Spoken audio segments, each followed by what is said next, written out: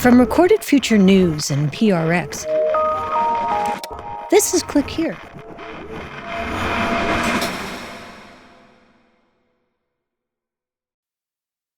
Imagine a velvety green meadow dappled with sunlight, and off in the distance, pagodas on a hill, and waterfalls tumbling down cliffs.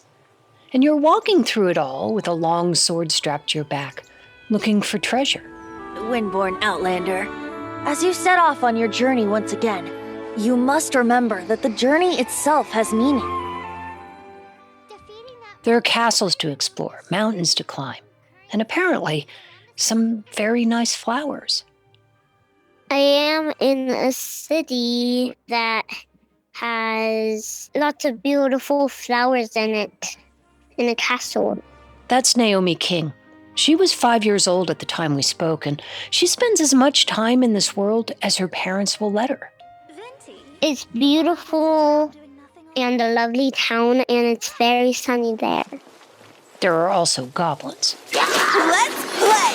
Time for takeoff! She's hiding behind trees right now and be extra careful that the goblins don't see her. That's Naomi's dad, Austin King.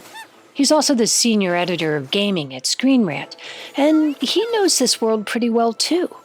He's been playing Genshin Since the day it came out. Really? Not every day, but I've played it ever since it came out. The world they're wandering through is called Genshin Impact, and Naomi and her dad are hardly alone. When Genshin Impact came out in 2020, people went a little nuts for it. For my time with Genshin Impact, it was a beautiful game to play. I found myself just stopping to take in the scenery, which is shockingly vast and full of life. The excellent combat, addictive exploration, and beautiful world make this one of the most exciting games of 2020. And people didn't just admire Genshin, they spent money on it. In the first year alone, the game brought in $2 billion, which is remarkable for all kinds of reasons, including where it came from. China. For decades, the video games that became blockbusters tended to come from Japan or the US. Genshin changed that. Then came Black Myth Wukong. And the Game Award goes to Black Myth Wukong. And then Marvel Rivals. One huge China hit might be a fluke, but then there was another, and we started wondering whether we were watching something change. From Recorded Future News and PRX, this is Click Here, a show about the people making and breaking our digital world. I'm Dina Temple-Raston. We're used to thinking about China's growing influence in certain places, trade, technology, the military, but lately it's been showing up in places that don't look much like geopolitics at all. Like the world Naomi King disappears into when she gets to play Genshin. This week, what happens when China makes something the rest of the world doesn't just need, but actually wants? Stay with us.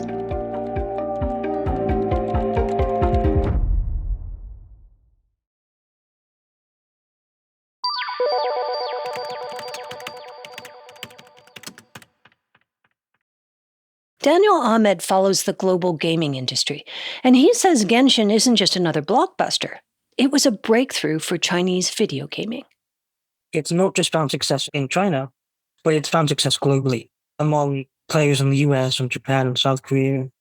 And just the sheer scale that it's been able to achieve is unlike any other game. Daniel is the director of research and insight at Nico Partners, a research firm covering the video gaming industry. It's definitely one of the largest Chinese games that we've seen in sort of the modern history. Lots of successful games keep players interested with regular updates. Bug fixes, new weapons, maybe a new map every once in a while. Genshin's developer, MiHoYo, thought bigger. Every 6 weeks, players got something that felt less like a software update and more like an expansion. There'd be new kingdoms to explore, fresh storylines, new characters, and every update is treated like an event, almost like a movie premiere. At first, Genshin looked like just another blockbuster, but there was something else too, a major shift in China's reputation. China had spent decades becoming the factory for the world. Now, it was making something the world didn't just need, but it wanted.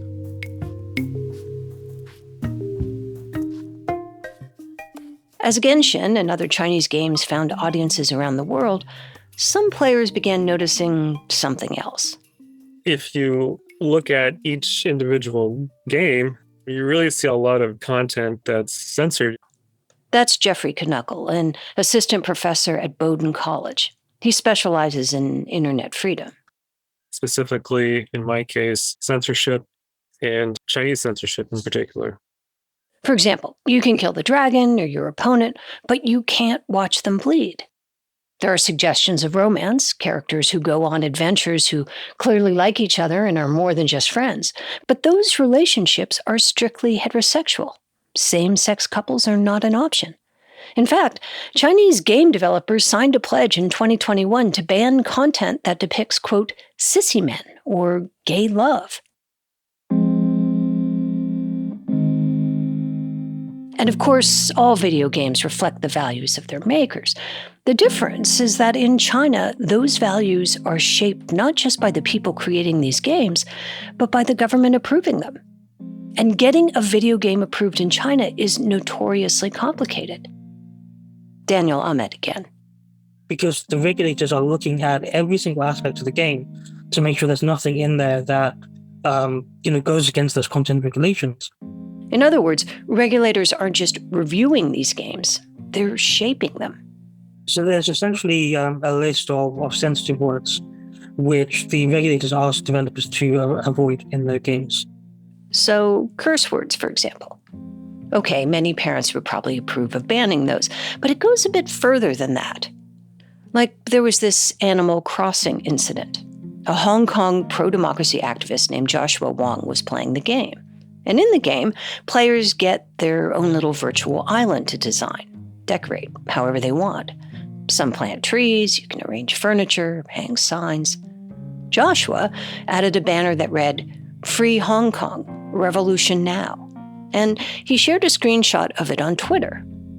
Not long after, the game effectively disappeared from the Chinese market. For developers, the lesson was hard to miss.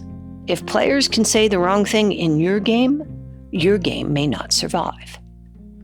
What counts as the wrong thing? Sometimes it's obvious, sometimes not at all. Typical things like government criticism being censored, collective action being censored, things of a more prurient nature. That's Jeff Knuckle again. Type in Tibet, for example, and all you see is a series of asterisks. The same is true if you type in Uyghur camps or Taiwan or Tiananmen Square massacre.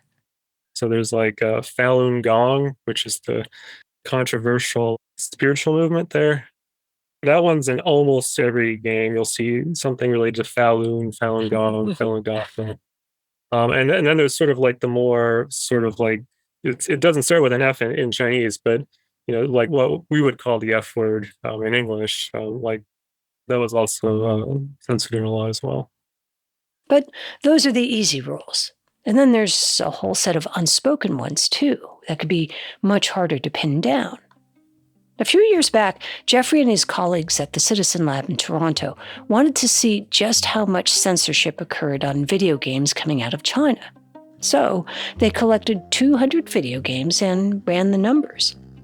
And what they found was that the game developers in China had taken to creating their own running list of unacceptable words. And there were 180,000 of them.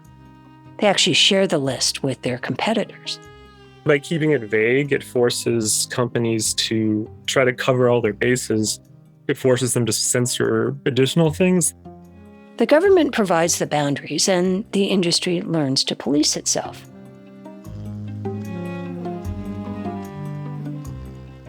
Jeff says there's even a name for this: pocket crimes.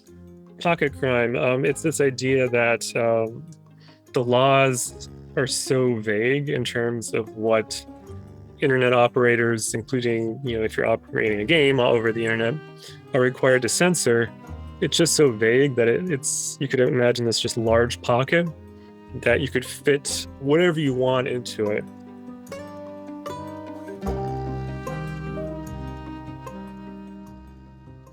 These rules have operated inside China for years, What's new is where they're turning up. Because now millions of people around the world are spending hours inside games built around those rules, including people like Naomi. And China may have figured out something about influence that's very easy to miss when you're busy hunting goblins. That's when we come back. Stay with us.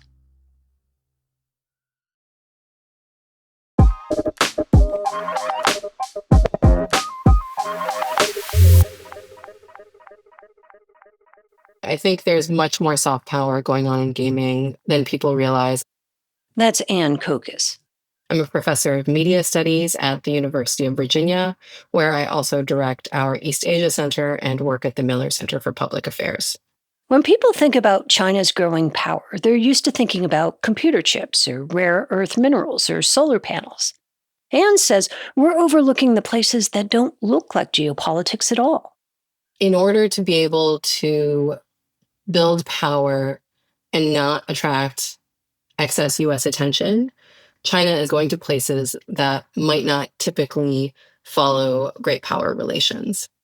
And I think gaming is a great example of this because it's something that is ubiquitous, that is highly technologically sophisticated, but also doesn't get taken that seriously. And gaming isn't the only place this is happening. Chinese companies have bought everything from Volvo to agricultural companies to Swiss watchmakers. Companies and brands you might encounter every day without thinking about their connection to China. And that's really Ann's point. China's influence can be easiest to miss when it shows up in ordinary things, like a video game. And with games, there's another part of the story that's easy to overlook. Every time someone downloads a game, they're leaving a little digital trail of information. I want people to understand that their behaviors, their financial data, their location, their time online is something that is heavily tracked. Games are absolutely data collection platforms. Now, there's nothing uniquely Chinese about that. Companies all over the world collect enormous amounts of data about all of us. What's different is what can happen to that data in China. Companies there operate under laws that give the government broad access to information they hold. So data collected for one reason, say playing a video game, can potentially become useful for something else. Their gaming data, in the right context, can also be combined with other data to provide a richer insight into who they are as a person. Different insights that might be helpful when trying to target information operations. Things like how to try to shape public opinion.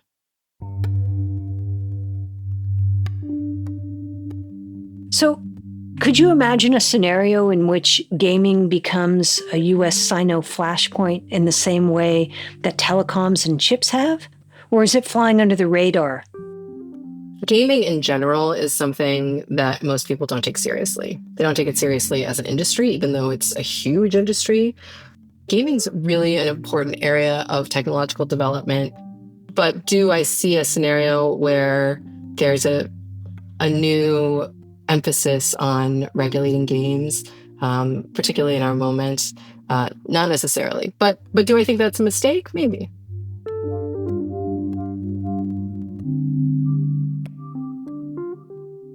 And there's an irony here. China has gotten very good at making games the rest of the world wants to play. But inside China, the government has spent years trying to get Chinese kids to play them less. They can only play 3 hours a week. In China, you have to log in with your ID number, your real name, and then it checks that against a database, which is provided by the Ministry of Public Security. And so that database will ensure that this person is over 18, or if they're under 18, then it'll apply the restrictions to that account. Naomi's dad, Austin, has a somewhat lower-tech solution.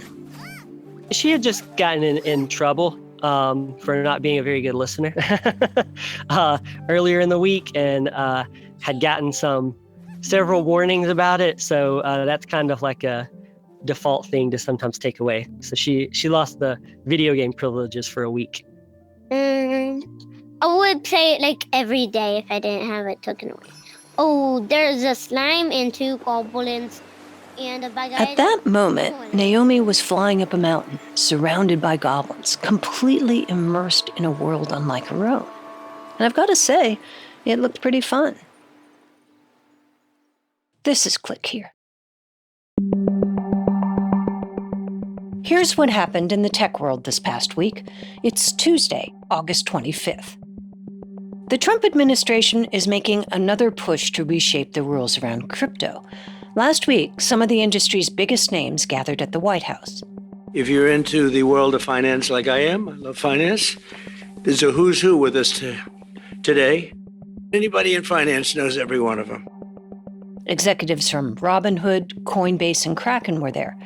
And Trump used the event to press Congress to pass the Clarity Act, legislation that would change the way cryptocurrencies are regulated in the U.S. It's a debate in which Trump has a personal stake. In 2025, he took in nearly $1.2 billion from his crypto businesses. Critics say the bill would weaken oversight. The industry says clearer rules could bring more investors into crypto. The markets liked what they heard. Bitcoin jumped in value after Trump's push for the bill.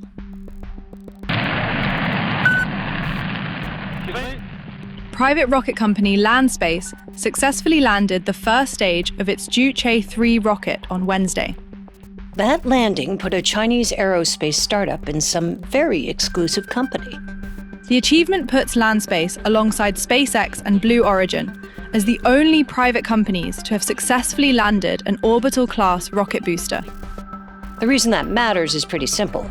Rockets are expensive, and if you can land the booster instead of throwing it away, you can use it again. And China wants to get very good at doing that. A state-owned company successfully recovered a booster at sea earlier this summer.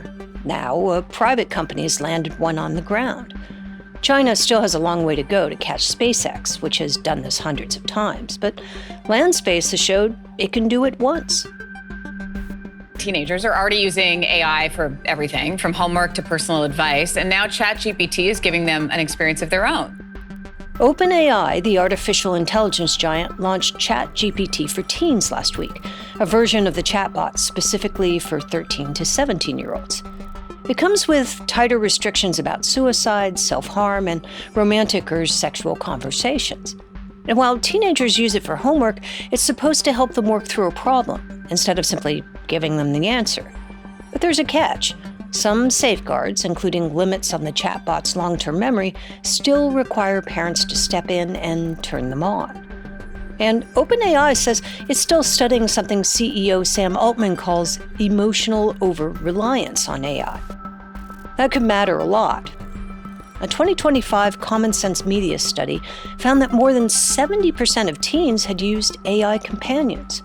So, ChatGPT for teens is arriving at a moment when teenagers aren't just using chatbots for homework, some are forming relationships with them. And finally, Jason Kelsey says he's found a solution to AI's water problem. Pee. The former NFL player stars in a new ad campaign about the enormous amount of water used to cool data centers. AI data centers waste millions of gallons of water. We want your pee to cool these data centers. We want your pee. Please give us your pee. Let's pee on computers. The video features Kelsey and a crowd holding jars and pitchers of yellow liquid and singing about using it to cool AI data centers. This, of course, is an advertisement. Garage Beer and Liquid Death are behind it, selling beer and sparkling energy drinks along with an $18 collectible mug that looks suspiciously like a mason jar. We even make it easy with these collectible, sealable mugs. Printed on the side are the words Data Center Coolant Collector. And just in case anyone takes this campaign too seriously, the fine print says, please do not actually send your pee to a data center.